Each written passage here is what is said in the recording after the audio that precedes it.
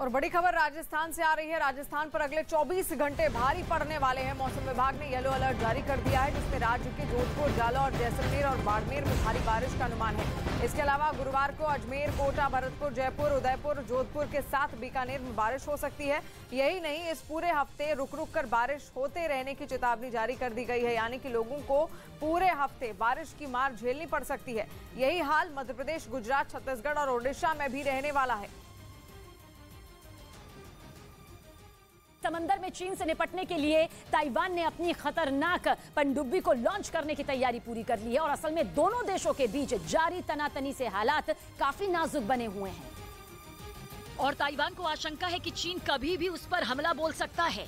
ऐसे में ताइवान ने भी उससे निपटने के लिए कमर कस ली। दावा है कि अगले महीने वो अपनी महाशक्तिशाली पनडुब्बी को समंदर में लॉन्च कर देगा, ताकि समंदर में उसकी सीमा में घुसपैठ की कोशिश कर रहे चीन के युद्धपोतों को पानी के अंदर से ही निशाना साधकर डुबोया जा सके, जिसकी झलक ताइवान ने पहली बार दुनिया को दिखाई।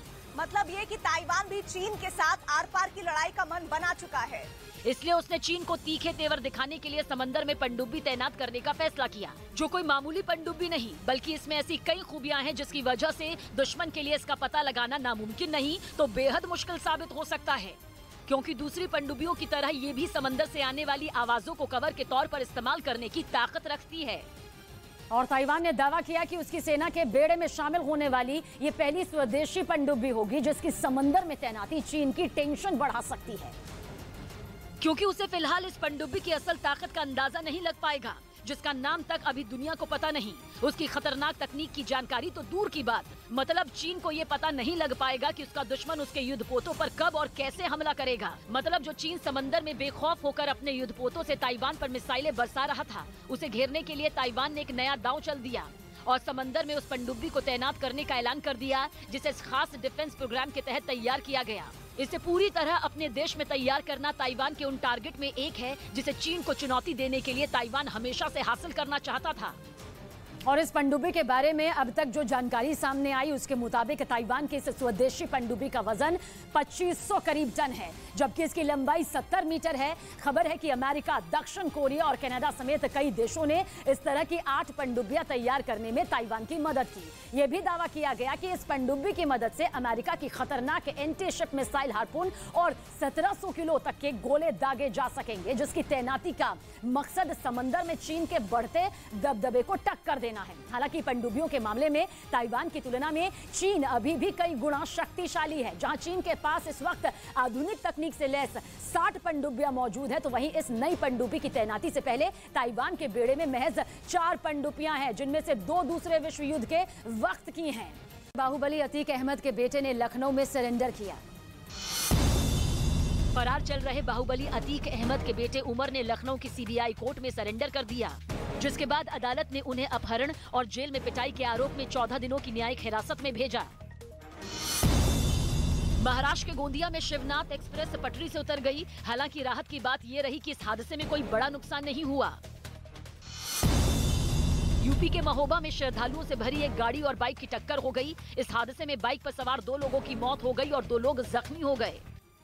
पीएम मोदी आज स्वास्थ्य के क्षेत्र में देश को बड़ी सौगात देने वाले हैं। पीएम मोदी फरीदाबाद में अमृता अस्पताल का उद्घाटन करेंगे। पीएम के फरीदाबाद पहुंचने का कार्यक्रम सुबह 11 बजे का है और इसके साथ ही पीएम मोदी मोहाली का दौरा भी करेंगे। पीएम मोहाली में होमी भाभा कैंसर अस्पताल का उद्घाटन करेंगे। इसके बाद पीएम मोदी एक जनसभा को संबोधित करेंगे। पीएम के दौरे को लेकर सुरक्षा के पुख्ता इंतजाम किए गए हैं। इस वक्त भी राजस्थान की मुसीबतें कम नहीं हैं। वहां के कई हिस्सों में हुई भारी बारिश ने लोगों की मुश्किलों को बढ़ा दिया है। जोरदार बारिश के बाद उदयपुर में तो हालात बेहद खराब दिखाई दिए, जहां सैलाब में एक घर तिनके की तरह बहता नजर आया। नदी और नालों में आए उफान की वजह से वहां पानी का बहाव इतना ज्यादा था कि घर उसके आगे नहीं टिक सका और देखते ही देखते वो पानी के तेज बहाव में बह गया। हालांकि इससे पहले घर पानी के तेज थपेड़ों को कुछ देर तक सहता रहा, लेकिन आखिर में वो सैलाब में समा गया। पानी में तैरते घर को देखकर लोग भी हैरान रह गए। घर किसी नाव की तरह तैरता दिखाई दिया। नदियों में आए उफान की वजह से उदयपुर के कई हिस्सों में पानी भर गया, जिससे लोगों की मुसीबतें बढ़ गई। ऐसी ही तस्वीर कोटा से भी सामने आई, जहां जोरदार बारिश के बाद बाढ़ जैसे हालात बन गए। कुछ इलाकों में तो इतना ज्यादा पानी भर गया कि लोग घरों में ही फंस गए, जिन्हें निकालने के लिए रेस्क्यू की टीमों ने पूरी ताकत झोंक दी, घर के अंदर फंसे लोगों को नाव की मदद से सुरक्षित जगहों पर पहुंचाया गया, जिसके बाद उन्होंने राहत की सांस ली। कोटा के एक दूसरे इलाके में सैलाब ने ऐसा सितम ढाया कि पूरी सड़क ही डूब गई, जिसे देखकर ऐसा लगा मानो कोई नदी शहर के बीच से बहने लगी हो। चारों तरफ सिर्फ पानी ही पानी दिखाई दिया। लोगों के घरों में इतना पानी घुस गया कि उनका बाहर निकलना भी मुश्किल हो गया। बाजार से लेकर दुकानों में सिर्फ पानी का ही कब्जा नजर आया। जोरदार बारिश के बीच प्रशासन भी अलर्ट हो गया और रेस्क्यू टीमों को जगह जगह तैनात कर दिया गया। मुख्तार अंसारी के करीबी पर यूपी सरकार ने कार्रवाई की। यूपी के मऊ में बाहुबली मुख्तार अंसारी के करीबी की 13 करोड़ रुपए की संपत्ति कुर्क कर ली गई। इस दौरान संपत्ति कुर्क होने पर परिवार रोने लग गया। बैडमिंटन वर्ल्ड चैंपियनशिप में साइना नेहवाल ने पहले दौर में 21-19 और 21-9 से जीत हासिल की और प्री क्वार्टर फाइनल में जगह बना ली। यूपी के बहराइच में कुछ लुटेरों ने एक पेट्रोल पंप पर हथियार दिखाकर लूटपाट की। अभिनेता अमिताभ बच्चन कोरोना संक्रमित हो गए हैं, जिसकी जानकारी उन्होंने ट्वीट करके दी है। उन्होंने कहा कि वो कोरोना वायरस से संक्रमित हो गए हैं और उनके संपर्क में आए लोगों से तत्काल कोविड जांच कराने का अनुरोध उनकी ओर से किया गया। बच्चन ने ट्विटर पर लिखा कि मैं कोरोना वायरस से संक्रमित हो गया हूं, मेरे संपर्क में आए लोगों से तत्काल जांच कराने का अनुरोध करता हूं। तो आपको बता दें, उन्होंने ट्वीट कर इस बात की जानकारी दी है। उन्होंने लिखा कि कोरोना वायरस से मैं संक्रमित हो गया हूं और मेरे संपर्क में आए लोगों से तत्काल जांच का अनुरोध करता हूं। कोटा में भी बारिश ने लोगों को बेहाल कर दिया। इस बीच मौसम विभाग ने 2 दिनों के अलर्ट ने लोगों को और डरा दिया, जिसका मतलब है कि राजस्थान के लोगों की मुसीबतें थमने वाली नहीं। इस बीच सबसे डरावनी तस्वीर कोटा से सामने आई, जहां बांध में पानी का स्तर इतना बढ़ गया कि उसके कई गेट खोलने पड़े। लेकिन बांध के गेट खुलते ही वहां पानी सैलाब की तरह बहने लगा। ये ऐसा मंजर था जिसे देखकर कोई भी डर जाए। अपने साथ सब कुछ बहा ले जाने की ताकत के साथ बांध का पानी कई इलाकों में फैल गया। वहीं एक दूसरे इलाके में एक आदमी चंबल नदी की उफनती लहरों में फंस गया। बताया गया कि पैर फिसलने की वजह से वो नदी में गिर गया था, लेकिन गनीमत ये रही कि उसे तैरना आता था और वो खतरनाक लहरों का सामना कर किसी तरह किनारे तक सुरक्षित पहुंच गया। भारी बारिश से आफत की इसी तरह की तस्वीरें झालावाड़ से भी सामने आई। वहां एक इलाके में कुछ लोग पानी के तेज बहाव में फंस गए, जिसके बाद प्रशासन के निर्देश पर रेस्क्यू ऑपरेशन चलाया गया और एक एक कर उन सभी की जान बचाई गई। कई दूसरे जिलों में भी बारिश ने लोगों की परेशानी बढ़ा दी। दिल्ली पुलिस ने नकली वेबसाइट चलाने वाले गिरोह पर एक्शन लिया। दिल्ली पुलिस ने ऑनलाइन चीजें बेचने की एक नकली वेबसाइट चलाने वाले गिरोह का पर्दाफाश किया और 2 लोगों को पकड़ लिया। आरोप है कि ये लोग पैसे भी लेते थे और चीजें भी नहीं भिजवाते थे। यूपी के मऊ में प्रशासन ने बिना लाइसेंस के मांस और मच्छी बेचने वालों के खिलाफ कार्रवाई की और उनकी दुकानों पर बुलडोजर चलवा दिए। ऑल इंडिया फुटबॉल महासंघ ने फीफा को एक खत लिखा और उस पर लगा बैन हटाने की मांग की। एक दिन पहले सुप्रीम कोर्ट ने भारतीय फुटबॉल महासंघ के मामलों पर बनी प्रशासकों की समिति को भंग कर दिया था और फुटबॉल महासंघ को फिर सभी अधिकार सौंप दिए थे।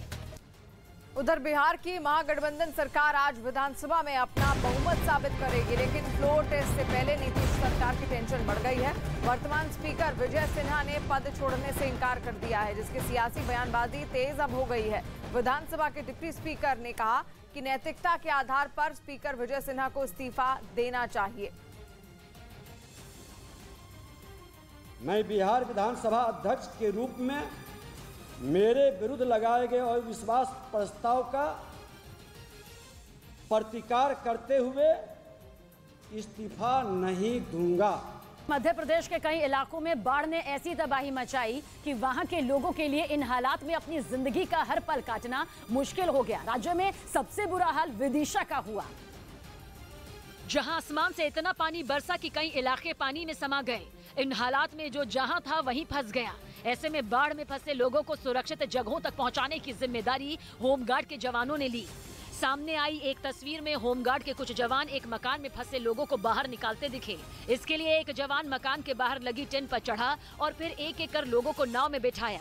इसी तरह एक दूसरे मकान में फंसी महिला तक भी वो लोग पहुंचे और पानी में समा चुकी सड़कों पर नाव चलाते हुए आगे बढ़े।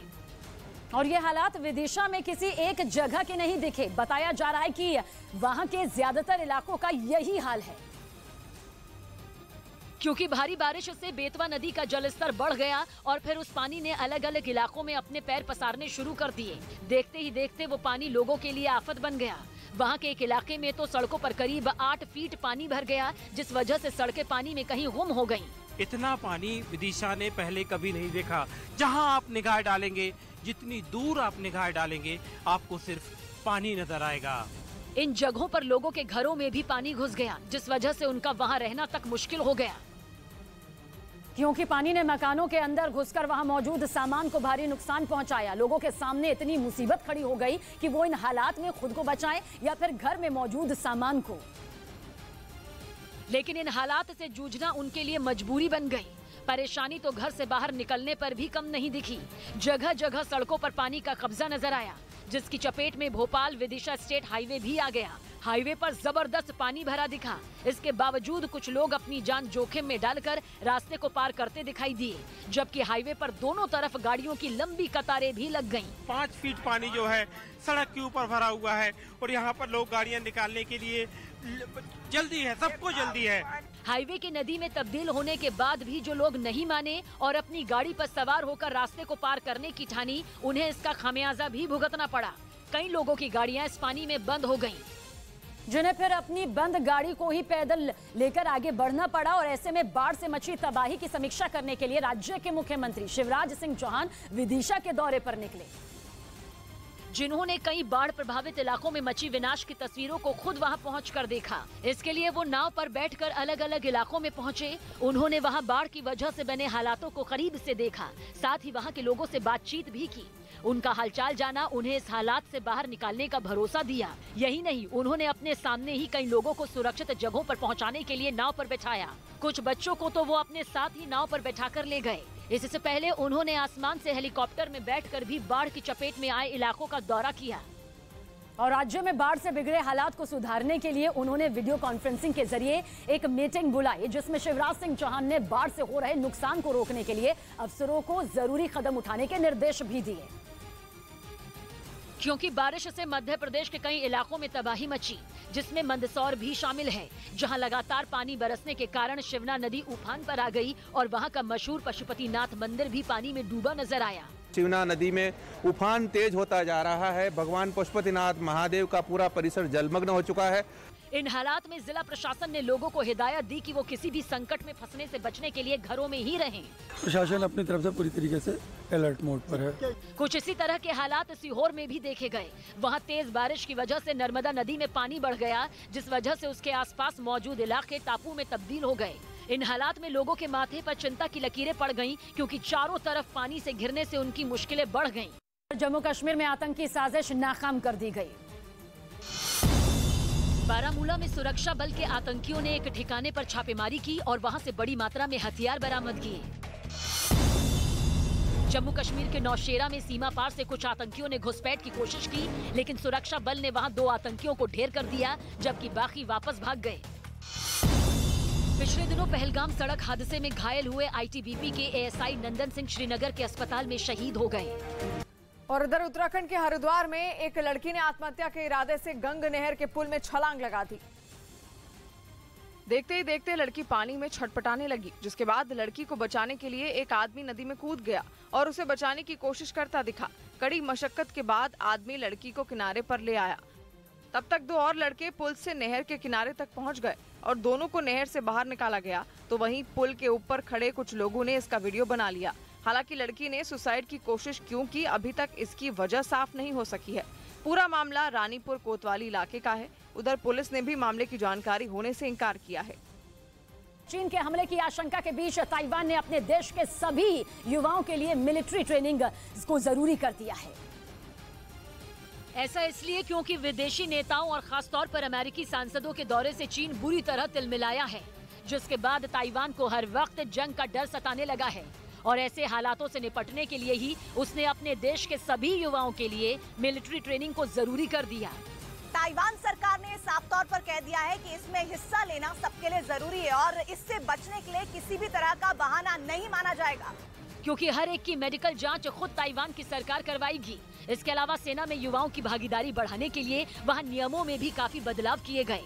मसलन सेना में भर्ती होने के लिए 157 सेंटीमीटर ऊंचाई की जरूरत होती थी, जिसे घटाकर 155 कर दिया ताकि ज्यादा से ज्यादा लोग ट्रेनिंग ले सकें। जानकारी के मुताबिक ये ट्रेनिंग 4 महीने तक चलेगी, जिसमें वहां के युवाओं को हथियार चलाने के अलावा जंग के हालात से निपटने के तरीके भी सिखाए जाएंगे।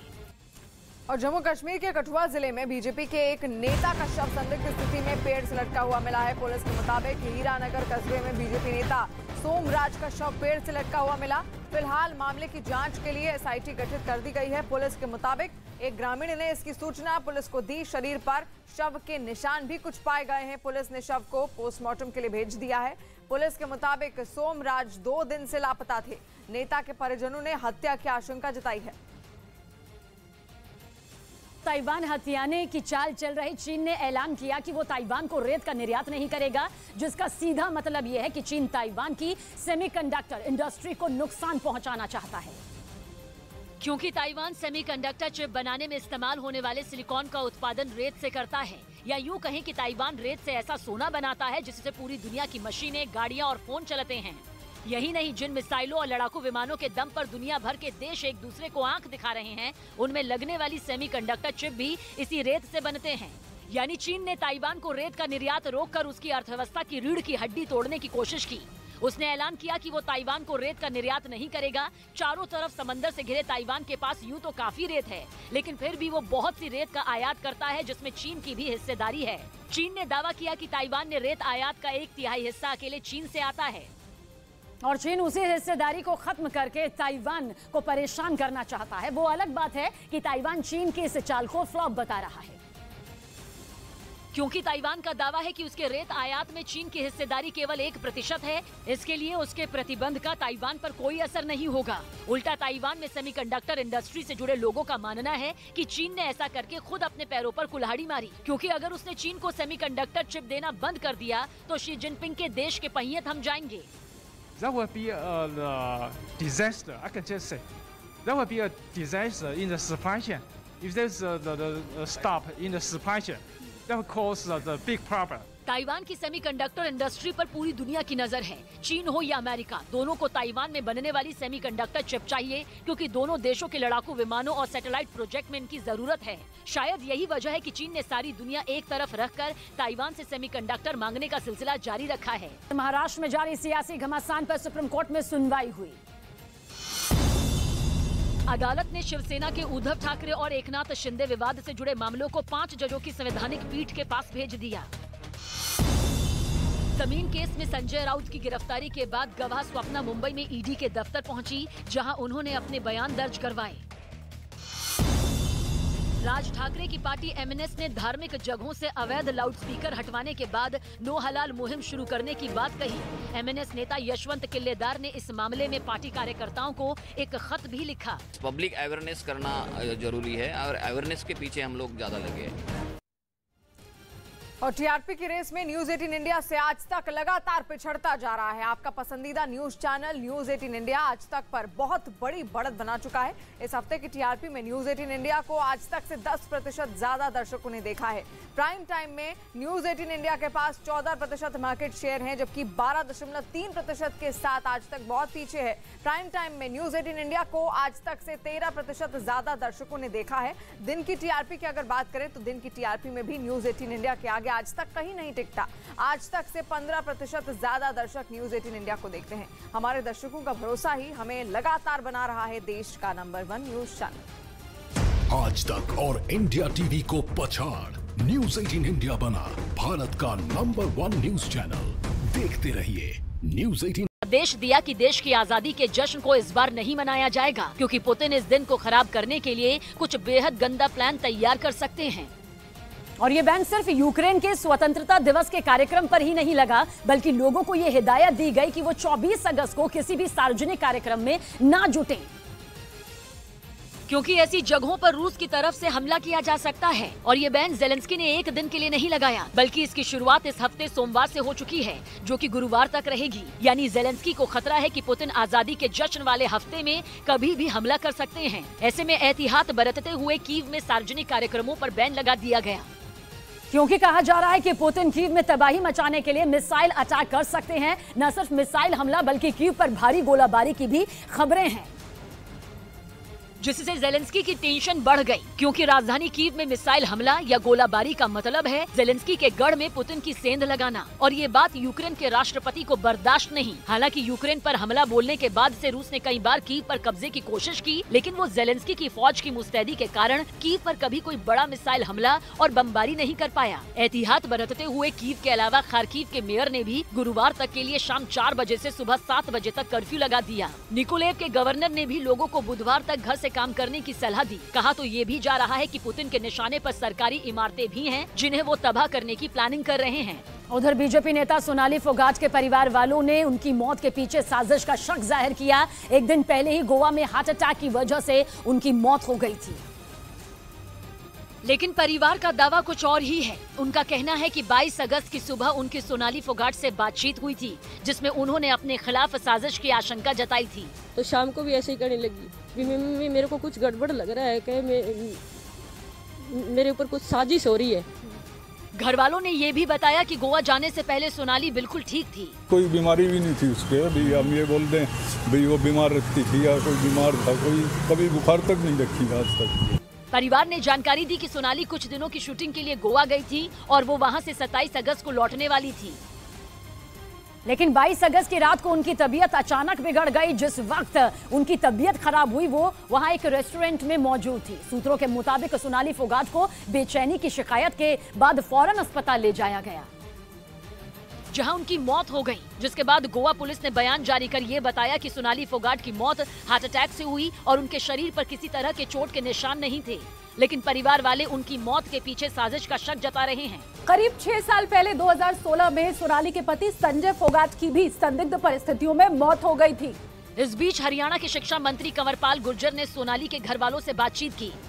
कोई हार्ट की प्रॉब्लम आई, उसकी वजह से उनकी डेथ हुई। उनका पोस्टमार्टम है, सारी जानकारी तो उसके बाद ही मिलेगी। उधर टिकटॉक स्टार और बीजेपी नेता सोनाली फोगाट की मौत की खबर से उनके फैन हैरान हैं, क्योंकि सोनाली पंजाबी और हरियाणवी फिल्मों के साथ कई म्यूजिक वीडियो भी कर चुकी थी।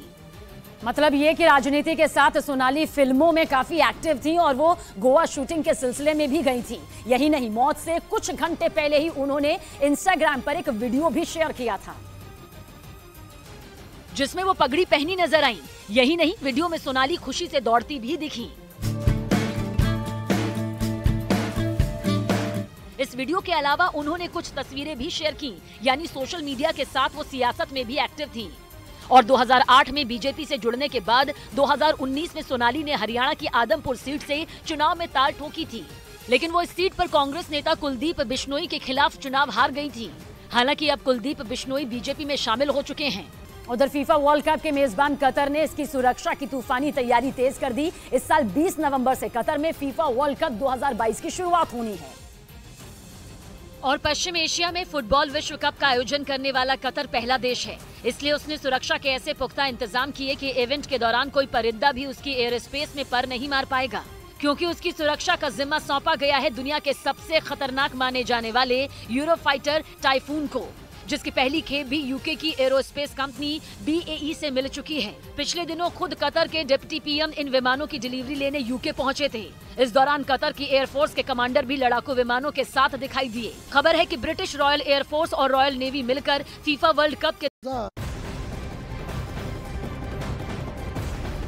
और बड़ी खबर राजस्थान से आ रही है। राजस्थान पर अगले 24 घंटे बेहद भारी पड़ने वाले हैं। मौसम विभाग ने येलो अलर्ट जारी कर दिया है, जिसमें राज्य के जोधपुर, जालौर, जैसलमेर और बाड़मेर में भारी बारिश का अनुमान है। इसके अलावा गुरुवार को अजमेर, कोटा, भरतपुर, जयपुर, उदयपुर, जोधपुर के साथ बीकानेर में बारिश हो सकती है। यही नहीं, इस पूरे हफ्ते रुक रुक कर बारिश होते रहने की चेतावनी जारी की गई है, यानी लोगों को पूरे हफ्ते बारिश की मार झेलनी पड़ सकती है। यही हाल मध्य प्रदेश, गुजरात, छत्तीसगढ़ और ओडिशा में भी रहने वाला है।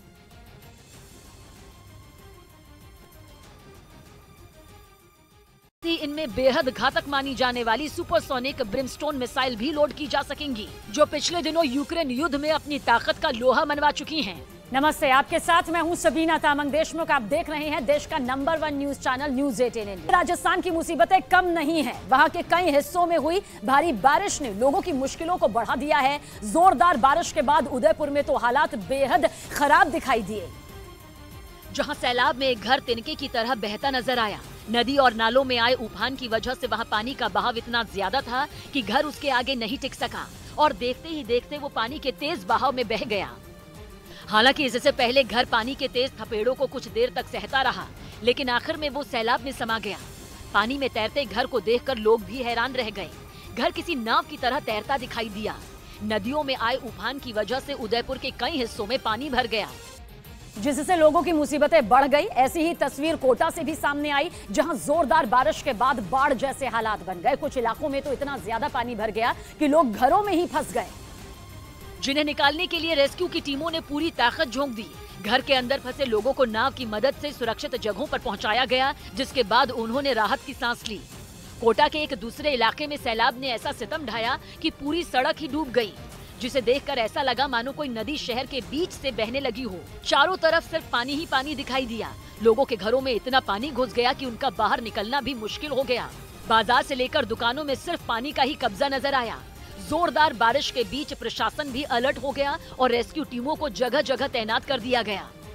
इधर उदयपुर के साथ कोटा में भी बारिश ने लोगों को बेहाल कर दिया। इस बीच मौसम विभाग ने 2 दिनों के अलर्ट ने लोगों को और डरा दिया, जिसका मतलब है कि राजस्थान के लोगों की मुसीबतें थमने वाली नहीं। इस बीच सबसे डरावनी तस्वीर कोटा से सामने आई, जहां बांध में पानी का स्तर इतना बढ़ गया कि उसके कई गेट खोलने पड़े। लेकिन बांध के गेट खुलते ही वहां पानी सैलाब की तरह बहने लगा। ये ऐसा मंजर था जिसे देखकर कोई भी डर जाए।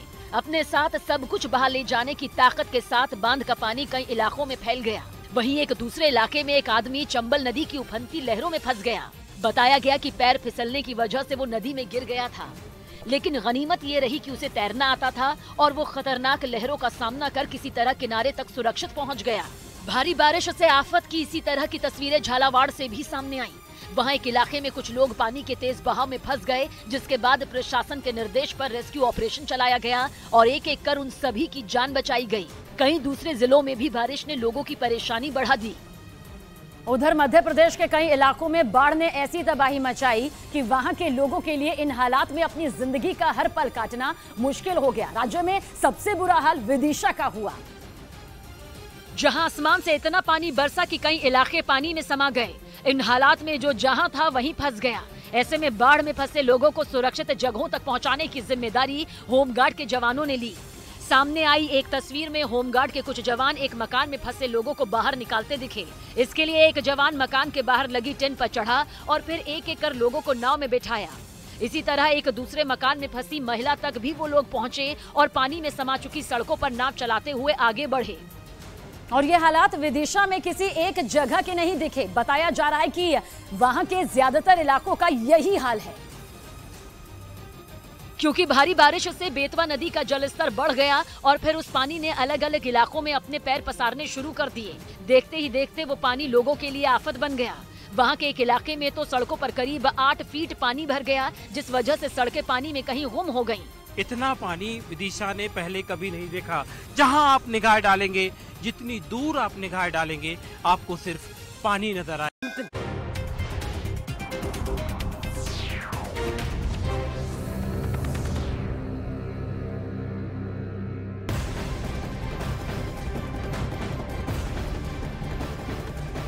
और एक बड़ी खबर सामने आ रही है इस वक्त। आपको बता दें, पटना से आरजेडी एमएलसी के घर सीबीआई का छापा पड़ा है। सुनील सिंह नाम बताया जा रहा है, आरजेडी के एमएलसी है, विधायक है। पटना में सुनील सिंह के घर पर यह छापा पड़ा है। सीबीआई की टीम वहां पर पहुंची है और छापा मारा गया है। सीबीआई की टीम द्वारा आरजेडी एमएलसी के घर में छापा मारा है। सुनील सिंह के घर तस्वीरें सामने आ गई है इस वक्त। आप देख लीजिए किस तरीके से यहाँ पर सीबीआई की टीम पहुंचती है, उसके बाद छापा मारा जाता है। तो बड़ी खबर इस वक्त जो पटना से सामने आ रही है, पटना में सुनील सिंह के घर पर छापा पड़ा है। तस्वीरें भी सामने आ गई हैं। आरजेडी एमएलसी के घर पर सीबीआई की टीम पहुंची और तड़के सुबह वहां पर छापा मारा गया है। तो बड़ी खबर इस वक्त सीधे बिहार की राजधानी पटना से सामने आ रही है। अब हो सकता है कि इससे पटना की सियासत में, बिहार की सियासत में एक बार फिर से खलबली मचना तय है, क्योंकि बीते दिन हमने देखा किस तरीके से लगातार वहां पर गर्मजोशी के साथ पूरी सियासत हो रही थी और किस तरीके से उलटफेर भी देखने को मिला था, सत्ता परिवर्तन देखने को मिला था। और उसके बाद अब सीबीआई का छापा पड़ा है आरजेडी एमएलसी सुनील सिंह के घर पर। सीबीआई की टीम सुबह पहुंची और उसके बाद वहां पर छापा मारा गया। तो पटना से बड़ी खबर आप देख रहे हैं, जहां पर आरजेडी के विधायक सुनील सिंह के घर पर सीबीआई का छापा पड़ा है। आरजेडी के विधायक बताए जा रहे हैं सुनील सिंह, और उनके घर पर सुबह सीबीआई की टीम पहुंचती है। उसके बाद छापेमारी शुरू कर दी जाती है और आप देख सकते हैं, तस्वीरों के जरिए भी समझ सकते हैं क्या कुछ सुनील सिंह द्वारा कहा गया। अगर जीता है तो सुनील बाबू से जीता है, यहाँ के किसी नेता से नहीं जीता है। यह कोऑपरेटिव का देन है, यह सहकारिता के देन है। और कौन छापामारी कर रहा है हमको कोई जानकारी नहीं है, लेकिन जो भी छापामारी कर रहा होगा यह जो है सो गलत कर रहा है। एक स्वच्छ आदमी को, एक धार्मिक आदमी को, एक चरित्रवान आदमी को एक बदनाम करने का साजिश किया जा रहा है। यह इसको लेकर के पूरे बिहार में आंदोलन होगा। यह पॉलिटिकल पार्टी से हम गांधी के धरती से आए हैं, हमारा नाम संजय सत्यार्थी हुआ। तो आप देख सकते हैं किस तरीके से वहां पर लगातार छापेमारी अब भी जारी है। सीबीआई की टीम वहां पर पहुंची हुई है और लगातार छापा वहां पर मारा जा रहा है। हालांकि कौन है ये अभी जो वहां पर लोग मौजूद हैं वो उनके द्वारा ये कहा जा रहा है कि कौन लोग पहुंचे, उनकी जानकारी उनको नहीं दी गई। लेकिन फिलहाल ये पटना से लाइव तस्वीरें आप देख रहे हैं।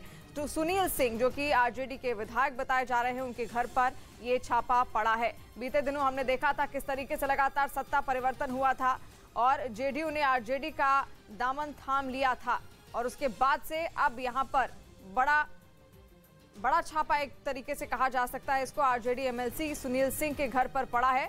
और तस्वीरें लगातार हम आपको दिखा रहे हैं पटना से। ये लाइव तस्वीरें हैं सुनील सिंह के घर की लाइव तस्वीरें, जब सीबीआई की टीम उनके घर के अंदर पहुंची हुई है। लगातार वहां पर टीम मौजूद है, घर के अंदर छापे डाले जा रहे हैं और साथ साथ अब पूछताछ भी हो सकता है सुनील सिंह से यहां पर की जाए, क्योंकि पूरी सीबीआई की टीम इस वक्त उनके घर पर मौजूद है। नीतीश सरकार का आज बहुमत परीक्षण भी है, तो आज बड़ा दिन है एक तरीके से बिहार की सियासत के लिए, क्योंकि फ्लोर टेस्ट आज होने वाला है बिहार में। और उससे पहले ये तस्वीर बहुत कुछ कहती है, कई सारे इशारे करती है। पटना में सुनील सिंह के घर पर छापा पड़ा है, जो कि आरजेडी के विधायक भी हैं नीतीश सरकार का, और आज ही के दिन फ्लोर टेस्ट भी होने वाला है, यानी कि बहुमत परीक्षण आज होने वाला है। तो आज एक तरीके से परीक्षा की घड़ी है यहाँ पर नीतीश सरकार के लिए, और साथ साथ ये खबर उनके लिए काफी महत्वपूर्ण और बेहद अहम और बड़ी हो सकती है, क्योंकि आरजेडी के विधायक हैं सुनील सिंह, जिनके घर पर ये छापा पड़ा है। आप पटना से लाइव तस्वीरें देखिए, उनका पूरा परिवार इस वक्त देखिए किस तरीके से बालकनी में आकर खड़ा हुआ है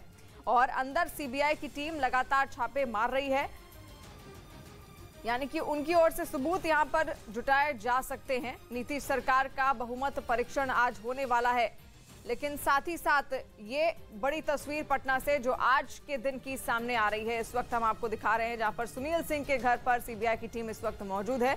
अंदर लगातार उनकी ओर से छापे मारे जा रहे हैं और छापे में हालांकि अभी तक क्या कुछ मिला इसकी कोई जानकारी नहीं है, लेकिन वो भी हम आपको बताएंगे।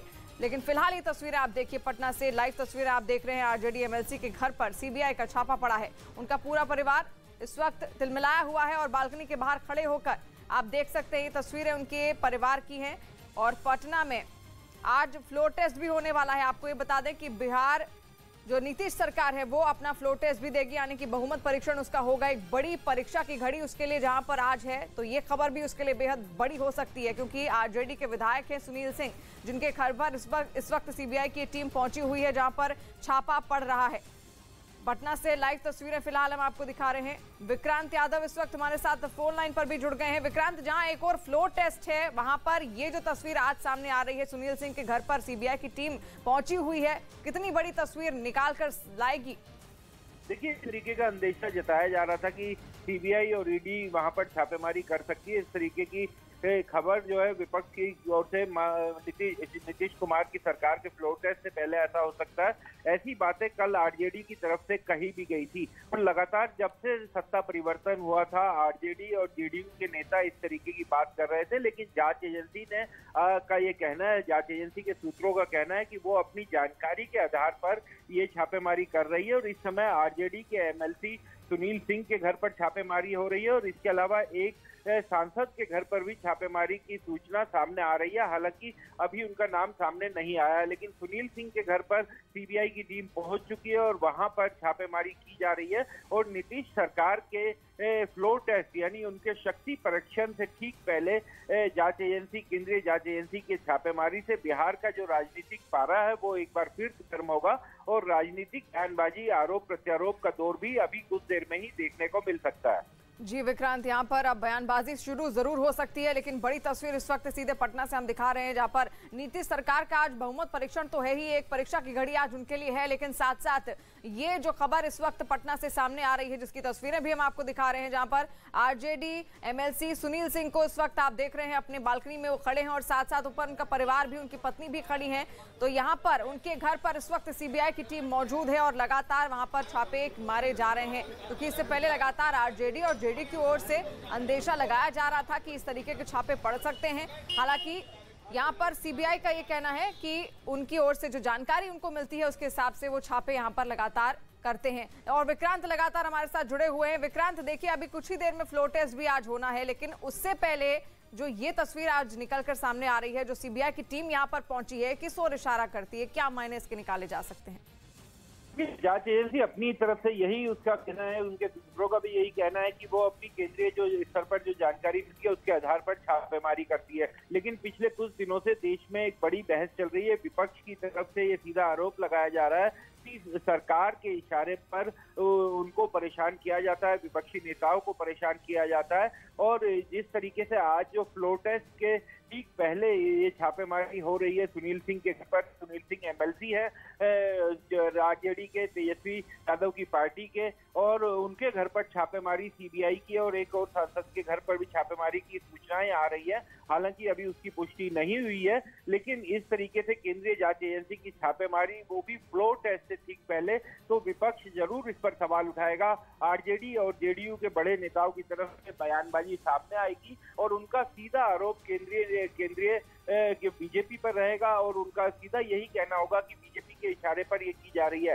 हालांकि जांच एजेंसी कुछ देर बाद ये साफ करेगी कि इस छापेमारी के दौरान उसे क्या मिला, क्या केंद्रीय सूचना थी उसके पास और किस सूचना के आधार पर ये छापेमारी की गई और छापेमारी के दौरान क्या उसे मिला है। इन सब चीजों की भी जानकारी सामने आएगी। लेकिन चूंकि बिहार में अभी सत्ता परिवर्तन हुआ है, नई सरकार का गठन हुआ है, बीजेपी का साथ छोड़कर नीतीश कुमार मुख्यमंत्री वो तेजस्वी यादव के साथ चले गए और आज उनको सदन में अपना बहुमत साबित करना है। हालांकि बहुमत साबित वो आराम से कर देंगे, क्योंकि आरजेडी और जेडीयू को मिला करके जो गठबंधन बना है कांग्रेस और बाकी दलों के साथ, उसके पास साफ बहुमत दिखाई देता है। नंबर पूरी तरीके से नीतीश सरकार के पक्ष में, तो बहुमत को लेकर के किसी तरीके का कोई सवाल या कोई शक सुबह किसी के जहन में नहीं है। लेकिन उसके ठीक पहले ये छापेमारी होना, केंद्रीय एजेंसियों के जरिए छापेमारी होना, तो राजनीतिक विवाद जरूर बिहार का, पटना का तेजी से बढ़ेगा। और जब से ये पूरा घटनाक्रम हुआ बिहार में सत्ता परिवर्तन का,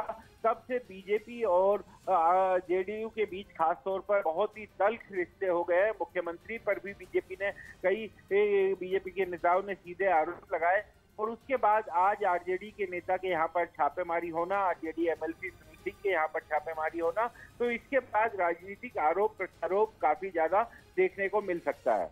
जी विक्रांत, यहाँ पर राजनीतिक आरोप प्रत्यारोप देखने को मिलेगा, लेकिन फिलहाल तस्वीरें हम दिखा रहे हैं, ये लाइव तस्वीरें आप इस वक्त देख रहे हैं। ये सुनील सिंह का घर है, जो कि आरजेडी के विधायक हैं और उनके घर पर सीबीआई की टीम इस वक्त पहुंची हुई है। लेकिन साथ साथ आज दो बड़ी एक और जो अहम खबर है, जो पटना से ही बिहार की राजनीति में बेहद अहम है। आपको बता दें कि आज ही नीतीश सरकार का फ्लोर टेस्ट भी होने वाला है, यानी कि उनको अपना बहुमत आज साबित करना है, क्योंकि हाल ही में हमने देखा था किस तरीके से सत्ता परिवर्तन हुआ था, उसके बाद जेडीयू आरजेडी के साथ चले गई थी, तो उसके बाद अब आज फ्लोर टेस्ट होने वाला है। और उससे पहले ये खबर भी बेहद अहम हो जाती है, क्योंकि आरजेडी के ही विधायक हैं जिनके घर पर छापा पड़ा है, सुनील सिंह। लगातार इससे पहले आरजेडी और जेडीयू की ओर से इस तरीके की आशंका भी लगाई जा रही थी, लेकिन सीबीआई लगातार उन्हीं जगहों पर छापे मारती है जहां पर कुछ आशंका उनको होती है, कुछ तरीके की जानकारी उनको मिल पाती है। तो ऐसे में इस वक्त आप जो तस्वीर देख रहे हैं, पहली तस्वीर हम आपको दिखा रहे हैं नीतीश सरकार, क्योंकि आज उनका बहुमत परीक्षण होने वाला है। और साथ साथ दूसरी तस्वीर आप सुनील सिंह की देख रहे हैं, उनके घर के बाहर की तस्वीर देख रहे हैं,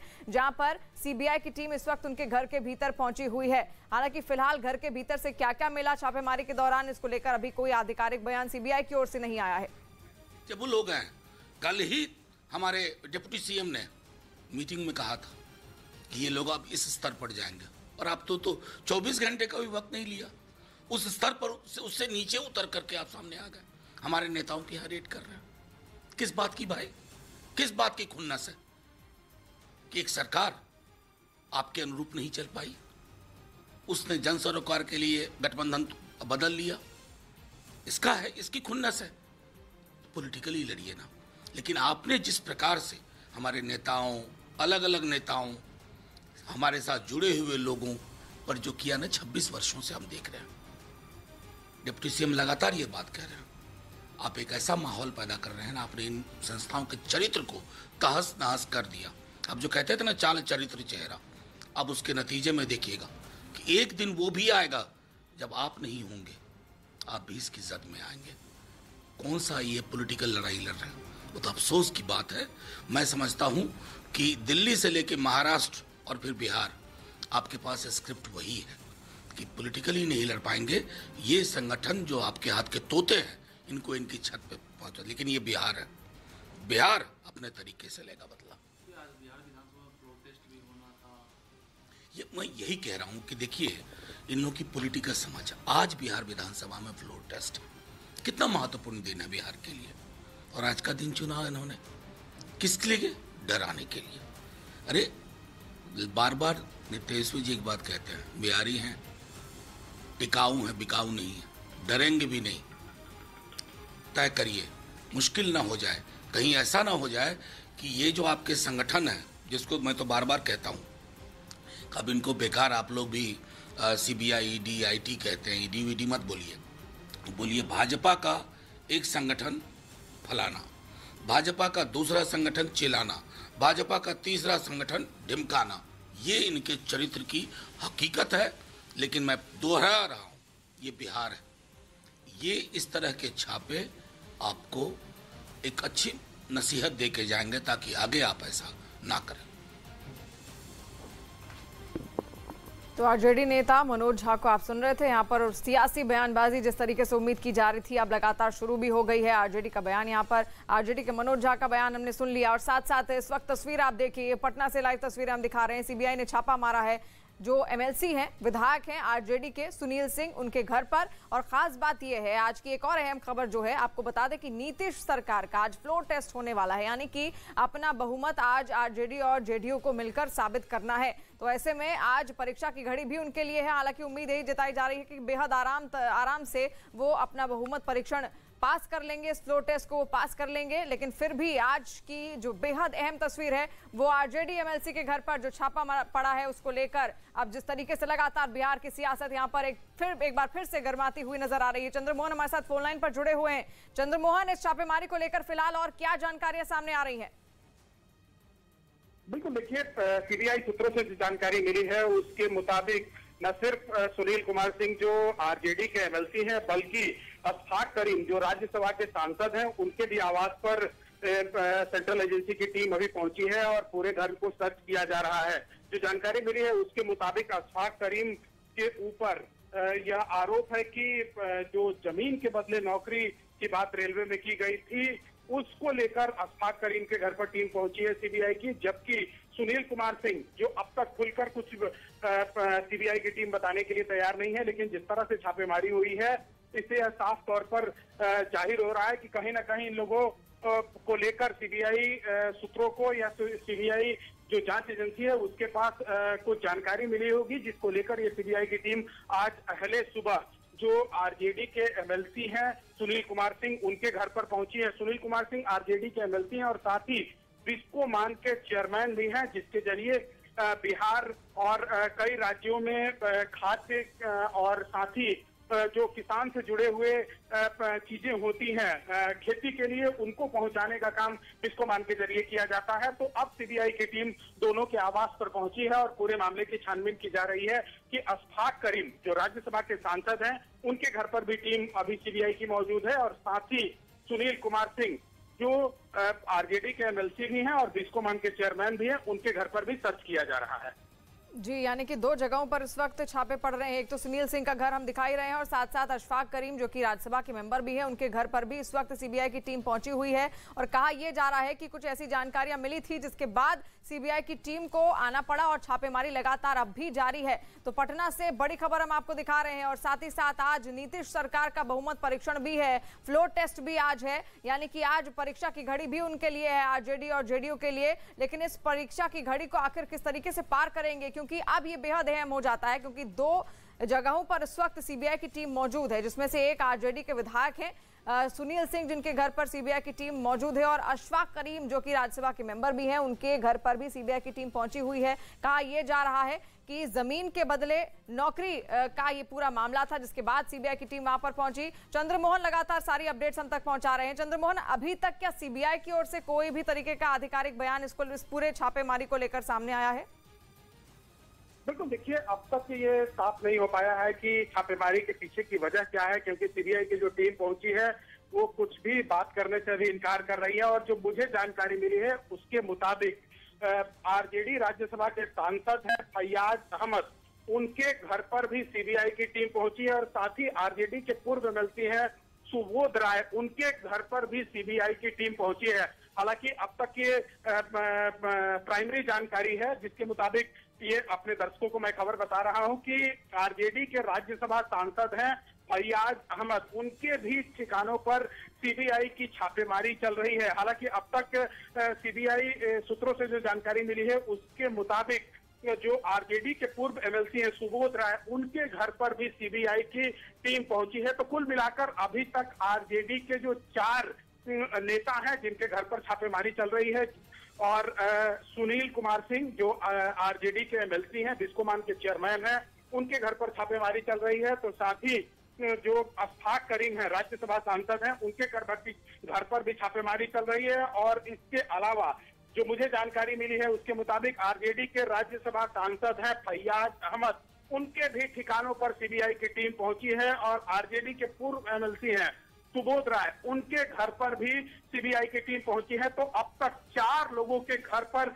ये छापेमारी शुरू हुई है, जो मुझे जानकारी मिली है उसके मुताबिक। और 2 जगह का विजुअल भी साफ तौर पर आप देख सकती हैं। सुनील कुमार सिंह जो आरजेडी के एमएलसी हैं, बिस्कोमान के चेयरमैन हैं, उनके घर पर सीबीआई की टीम पहुंची है और सर्च शुरू हो गया है। तो वहीं जो अशफाक करीम है उनके घर पर भी टीम पहुंची हुई है। और साथ ही ये कहा जा रहा है कि यह फहरिस्त और लंबी हो सकती है। जैसे जैसे जानकारी मिलेगी उसके मुताबिक आपको मैं अपडेट करते चलूंगा। लेकिन अब तक जो जानकारी मिली है उसके मुताबिक 4 जगहों पर छापेमारी चल रही है सीबीआई की।